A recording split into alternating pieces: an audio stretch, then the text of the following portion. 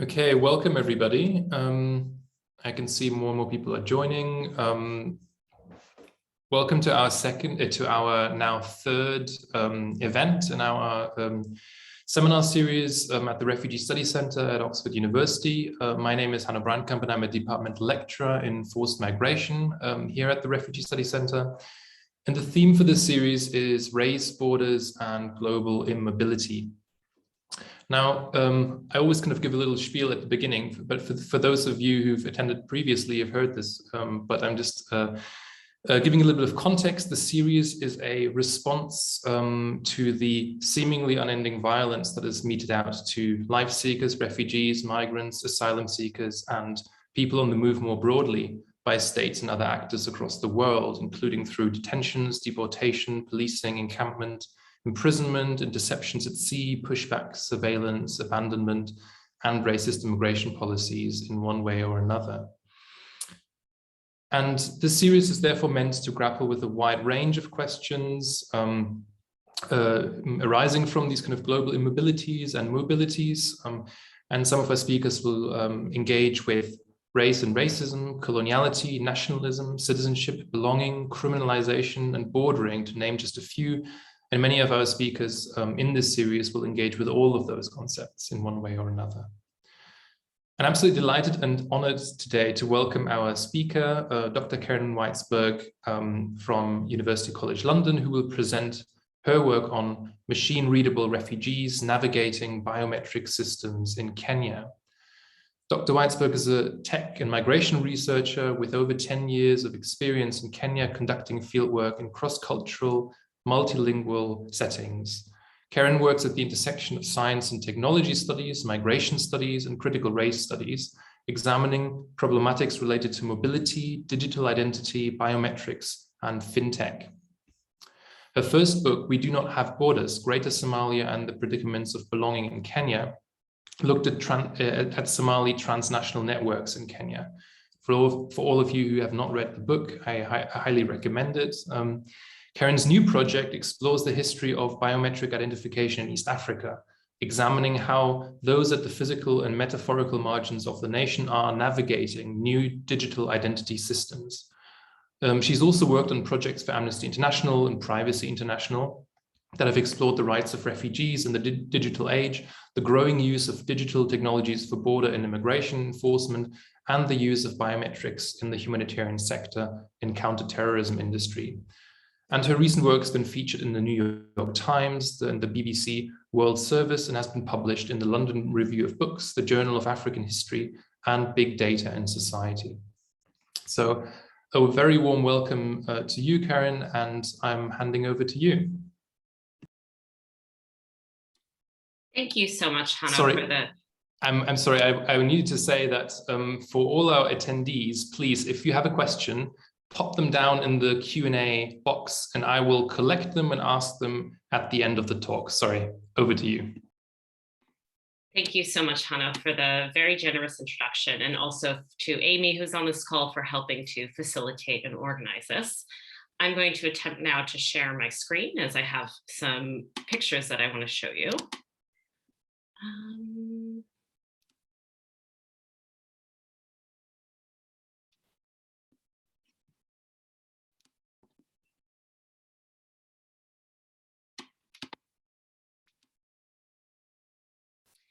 Hanno, can you confirm you can see my screen? Is everything okay? Yeah. Wonderful. Okay. So the title of my talk is Machine-Readable Refugees, Navigating Biometric Systems in Kenya. But I'm actually going to be speaking not only about refugees, but also about citizens and the often blurry line between them. This research is based on ongoing research. This talk is based on ongoing research that I've been doing in Kenya that unfortunately has been suspended due to COVID, but I'm actually returning to Kenya at the end of February, as I was telling Hanno earlier, to revisit this work. So this talk really comes at a very opportune time. I'm really looking forward to your questions, to any feedback, as it's going to help me inform me and my own thinking about this. So I want to begin my talk by discussing this thin laminated plastic object, which is a coveted item in Kenya. And this is the national ID. It's obscured in this photo, but you can see on the bottom right of the ID, there's actually the holder's thumbprint, which is very much a vestige of an older ink-based biometric technique that became, that entered into Kenya really through British colonialism. I should note that this national ID is ostensibly going to be replaced by a new, smarter ID that the Kenyan government is currently rolling out, known as Huduma number, which will actually contain biometric information on a chip. But that's kind of a story for another day. What I want to note about this ID is that it, in recent years, has become key to participating fully in social, economic, and civic life in the country. Without a national ID in Kenya, by and large, it's very difficult to do many things. It's difficult to enter into government offices, to enroll in universities, to register a SIM card, and the list continues. The importance of IDs was touched on by many of the people that I spoke to when I was last in Kenya, which was at the tail end of 2019 and early 2020. One of the women I interviewed, Amina, spoke about the importance of IDs, and I want to give you a quote from our interview. So she said, "There are many challenges if you don't have an ID. If you want to open a bank account, you need an ID. If you want to see someone in court, you will be asked for an ID. In Kenya, you cannot go anywhere without an ID." And I want to highlight that last part in particular, the idea that without an ID, you're not fully mobile. Without an ID, you're not fully mobile. Amina is among tens of thousands of Kenyans, largely but not exclusively of Somali descent, who cannot get a national ID, despite many efforts to register for one, because their biometrics are in refugee databases. She is among many people who are mobilizing as what they refer to as victims of double registration, people who, again, can't obtain an ID because they've been enrolled in the refugee system. And I'm going to return to Amina and to the question of double registration at the end of this presentation, so please try to keep her in the back of your mind as I continue. So what a lot of scholars and observers have pointed out is that there's a number of continuities between the post-colonial ID and the colonial era Kipande.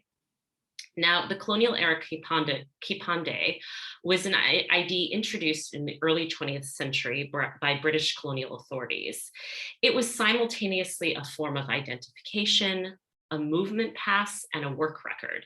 And it was very much tied to systems of racial capitalism in Kenya. It was largely used to better regulate and monitor African workers, somewhat akin to the South African pass system. It's also a kind of taken for granted colonial architecture of governance that hasn't been particularly well studied. And while it is really important to note the continuities between the colonial ID and the post-colonial ID, and these are things, this is an issue I can touch on in greater detail during Q&A. I also want to note that these continuities weren't inevitable. In the early years, the early decades of independence, having an ID wasn't as critical as it soon became. It was really not until the 1980s that IDs took on heightened importance.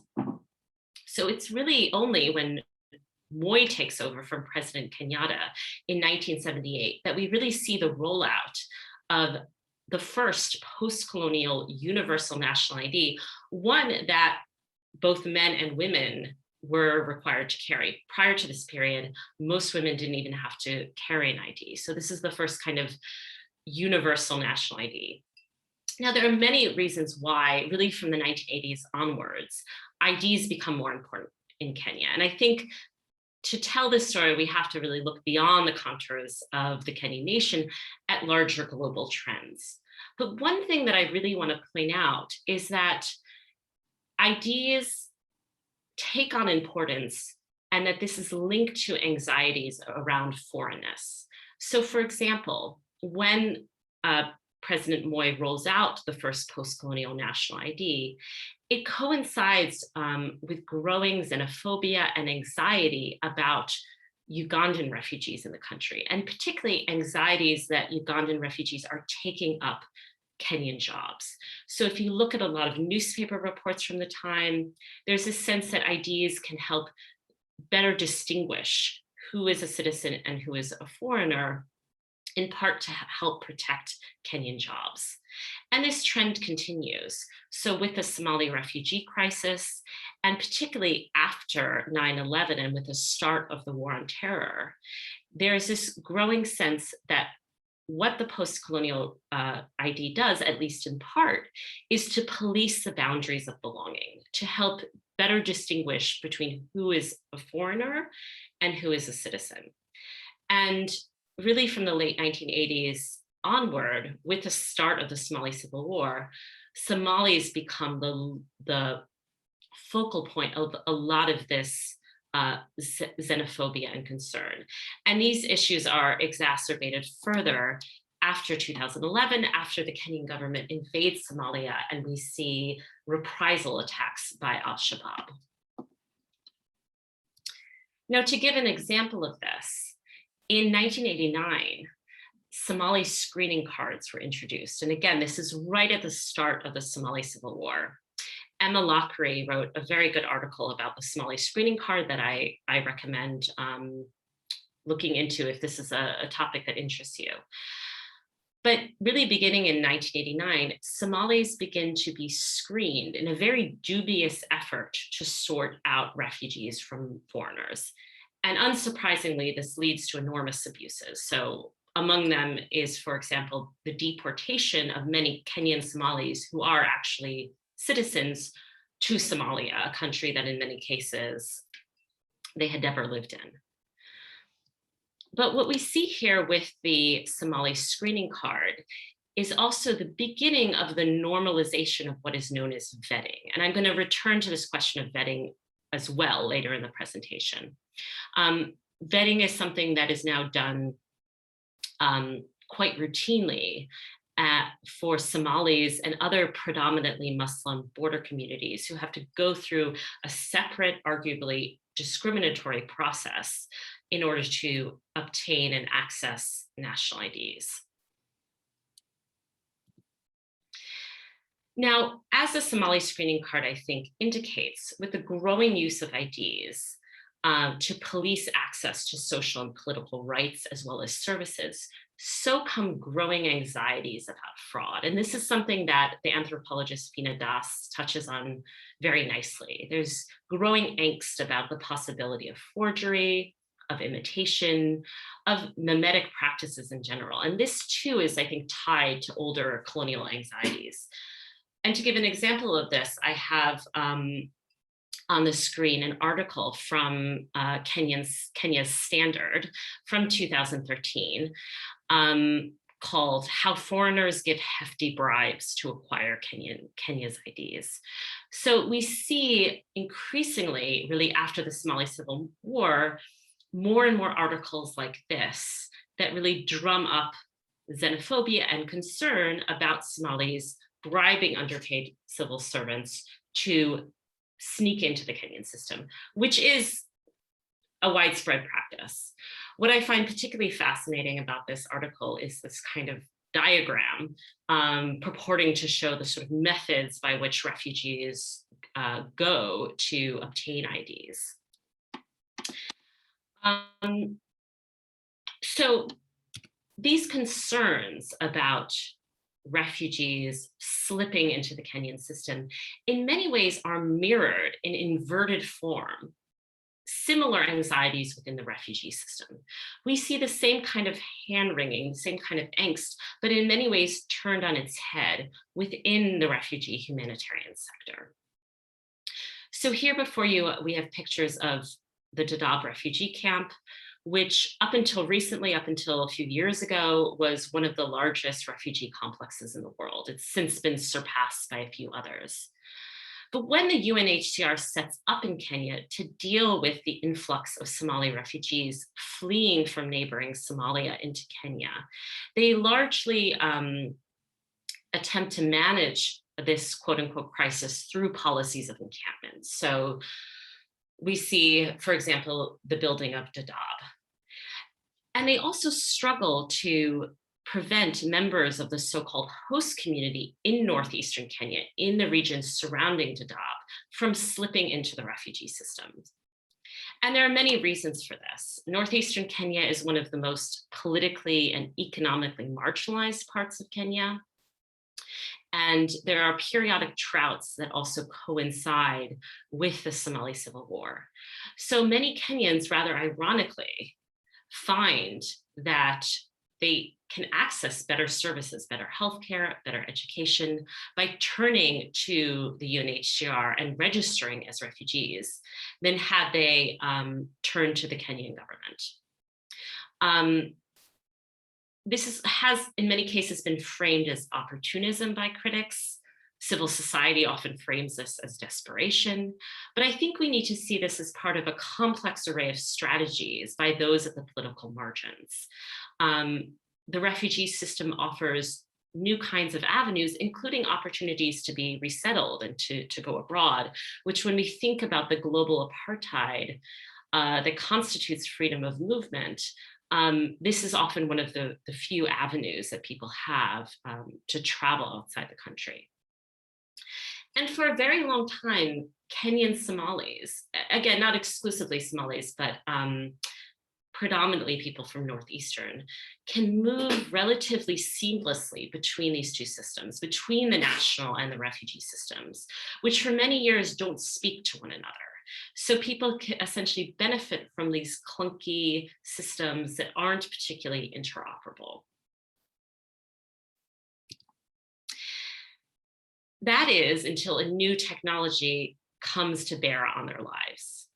And this is biometrics.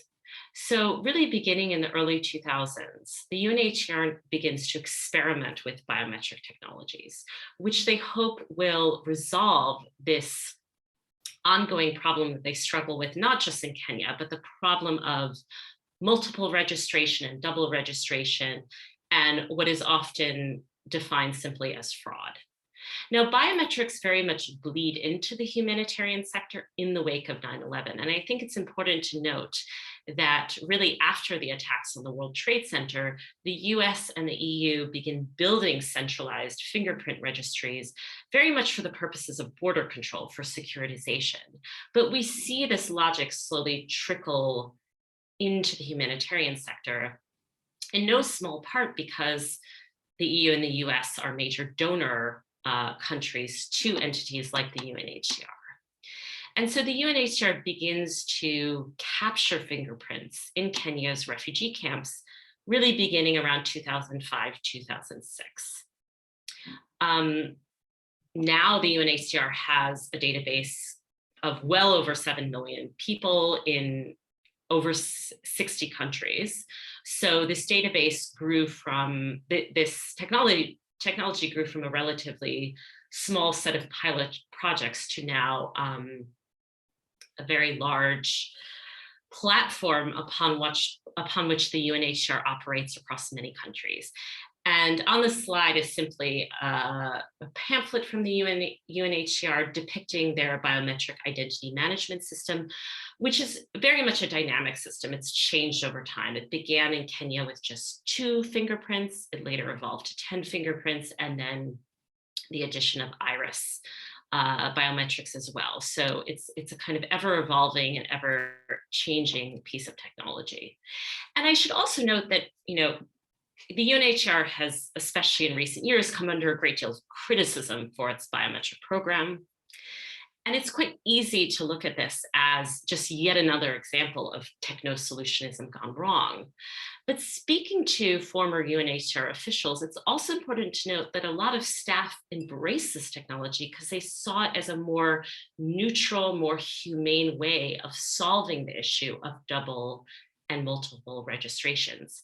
Prior to this, the UNHCR would literally often adopt almost paramilitary techniques in order to try to differentiate between refugees and citizens. So the UNHCR with the Kenyan military used to encircle villages in the dead of night and rouse people awake, move them into enclosures, and then begin registering them by either putting a wristband around their arm or staining their fingers with semi-permanent ink. And one UNHCR official that I spoke to described this as treating refugees almost like livestock. So we can see why staff would embrace a technology like this that would enable them to move away from these far more harsh, draconian tactics. Now, what I want us to think about in this presentation is what happens when these two systems come into contact. These two systems with their very different aims and imperatives. The national system on one hand that is aimed at policing the entry of foreigners, and the refugee system on the other hand that is aimed at keeping out citizens. What happens when they become increasingly interoperable? And this is a topic that actually anthropologist Claire Walke, who wrote her PhD dissertation at Oxford, and with the Oxford Refugee Center, wrote about. And so I'm drawing quite a bit on her research into this topic. In and around 2011, the UNHCR begins funding and training Kenya's Department of Refugee Affairs, which later becomes known as the Refugee Affairs Secretariat. And they begin training them to slowly and very unevenly take over both refugee registration and RSD in the country. This is part of a kind of, as Walke speaks about, a kind of capacity building approach.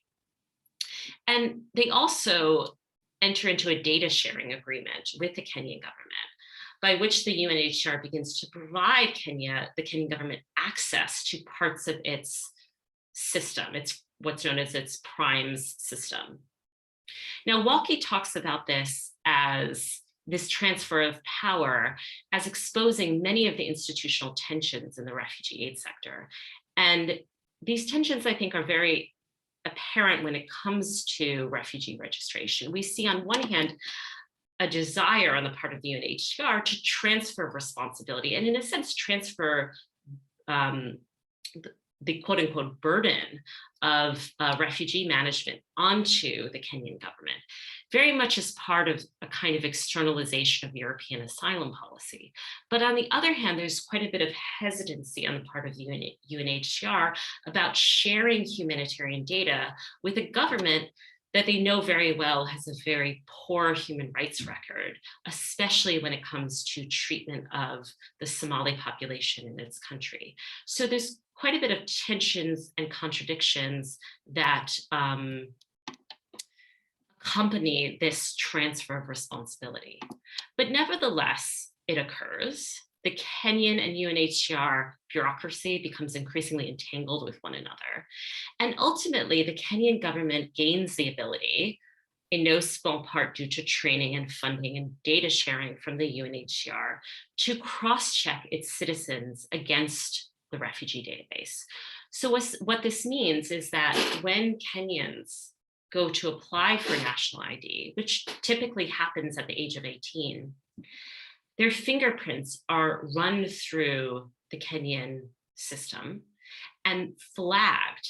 And if their biometrics are in the refugee database, they're almost immediately prevented from going any further with the process of registering for an ID. So in essence, they're blocked from getting an ID, which as discussed earlier in many ways is a kind of symbol and gateway to so many of the rights associated with Kenyan citizenship. So the kind of irony here is data originally collected for the purposes of refugee protection comes to effectively render people stateless And we have tens of thousands of people who become the kind of unintended collateral damage of this bureaucratic entanglement and data sharing. Now, I mentioned Amina earlier, but another such victim is Hamdi, who's shown here before you. I spoke to him in late 2019. He's a Kenyan citizen from Garissa in his 20s. And he couldn't obtain a Kenyan ID because he had been registered by a relative as a refugee while he was still a minor. And this was quite common practice. A lot of families, in order to increase their rations, increase their food aid, would add people to families. And many people didn't even realize that they had been registered as refugees. Many people, again, were registered as minors, certainly without their consent. And in fact, I think the very question of consent that's probably a topic for another day, but is quite questionable in this context to begin with. And Hamdi complained of many things. He complained of his inability to attend university. He complained of the difficulties of traveling because he lived in Garissa and because there were several police checkpoints on the way to traveling to Nairobi. He could never really go to the capital because he didn't have an ID, he didn't have an ability to pass through these police checkpoints. But he also complained about much more mundane, routine obstacles that he faced. So he's shown here in front of his kiosks. And he complained to me about being unable to open up an M-Pesa line, which many people on this call might know. M-Pesa is a digital wallet, a kind of mobile money that is quite ubiquitous in Kenya. And he complained of always having to rely on a friend or a relative to register a SIM card on his behalf and open up an M-Pesa line on his behalf, and thus not having a certain kind of financial autonomy that other people, other Kenyans who had IDs, enjoyed. Now, another kind of irony to this situation is the fact that the introduction of biometrics, as well as the growing interoperability between the UNHCR and Kenyan government systems, didn't manage to sweep away older paper-based forms of bureaucracy. And on the contrary, what I found during my time in Garissa is that in many ways it simply accelerated and compounded bureaucracy. And we see this in particular in a way that the problem of double registration is beginning to be resolved. So after years of mobilization and pressure on the UNHCR and the Kenyan government agreed in 2019 to vet double registration victims in order to assess their claims to Kenyan citizenship and deregister them from the refugee database. Now, I mentioned vetting already. And again, this is a practice that I think can be traced back to the introduction of Somali screening cards in 1989.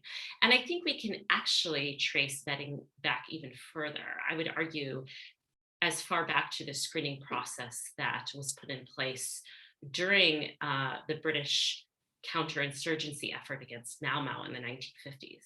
And in fact, the history of vetting, I think, has yet to really be written. But what the Kenyan government agreed to do was to put people through a very complex process where they had to be vetted by local authorities, by chiefs, by elders, by security officials, which involved bringing forward an array of documents to prove their citizenship. These could be things like citizenship, birth certificates, school leaving cards, various kinds of paper documentation to prove that they actually were born and raised in Kenya. It usually involves bringing relatives, as well as the relatives bringing their identification. And it can be a very humiliating, very opaque process. And one, by the way, that many Kenyans, especially Kenyans from so-called border communities, have to go through routinely when they register to get a national ID. So it's really through the logic of vetting that the Kenyan government agreed to try to resolve the status of double registration victims. And here before you are some photographs that were taken during my time in Garissa of the vetting process. And you can see people having to go through both the UNHCR system, the digital biometric system depicted in the top right, and the ink-based Kenyan system on the bottom right, and really having to navigate both of these systems and go through this lengthy bureaucratic process in order to be considered for a national ID.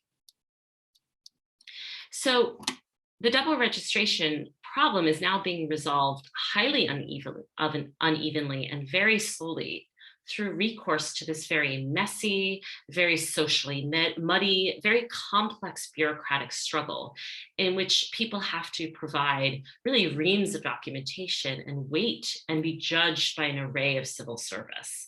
So this is hardly a kind of standardized picture that I think many of us have in our head of a streamlined, automated process of biometrics, how biometrics are supposedly meant to operate. In fact, we see how people like Hamdi and Amina have become pawns within a very complex bureaucratic and political logic, where concerns around security, around electoral politics, they all come into play when it comes to the question of whether or not they will get an ID. Now, this vetting process ended in early 2020, and it's only really in the past 2 weeks that the Kenyan government finally announced that they would begin to issue some of the people who went through this process with IDs. So this process seems to be helping to move the situation forward, but it's been an incredibly protracted process, and one that has really just led to increasing waiting on the part of people who've already in many cases been stuck in a kind of legal limbo for years. I want to end with some final thoughts, and then I will open things up to questions. I think there's many takeaways from the case study of double registration that we can speak of, but there are 3 in particular that I want to highlight. So the first has to do with friction within and between biometric identification systems. What I think the case of double registration so starkly reveals, and here I'm borrowing a bit from the anthropologist Anna Singh, is the friction within and between different biometric identification systems, frictions that are produced by the technology itself. So we can see biometrics as simultaneously tools of exclusion and securitization, as well as tools of recognition and socio-political inclusion. And in addition, we see frictions between different biometric databases. So biometric systems are almost always relational. The Kenyan National Database and Citizen Registry is defined in part in relation to who is on the refugee database. And we see conflict between the imperatives and drives of these different systems, which each have their own institutional logics around who does and does not belong. I also think it's important to not see this case as simply a story of exclusion. Yes, it's a story of exclusion, and yes, it's a story of techno-solutionism gone wrong, but we also see the creation of new kinds of constituencies and strategies of claims making. So people who have found themselves stuck in between these 2 systems, neither refugees nor citizens, have begun to mobilize and organize themselves and self-identify as victims of double registration, connect to civil society groups, including international circuits, I would say, of civil society. And they've begun to also make claims, not just on the Kenyan state, but also on the UNHCR. So I also think we have to see this as a moment where there's new forms of claims making that are emerging out of the exclusion caused by digital identity systems. And finally, what I want to highlight is really the inseparability of technologies of citizenship from technologies of migration management and control. I don't think we can really understand national digital ID systems, which are proliferating across Africa and much of the global South, without understanding how anxieties around global migration and the technologies that mediate those anxieties are shaping them. And so I think it's very important that we see how national and international migration regimes are intertwined in complex ways and end up impacting the very ways that Kenyans engage with and interface with the state and are able to claim citizenship rights. On that note, I'm going to end here. Keren, thank you so much. I thought this was really, really great, and I'm sure our audience agrees. Thanks for accepting the invitation and for sharing your research with us today. Thank you so much. I really enjoyed it. And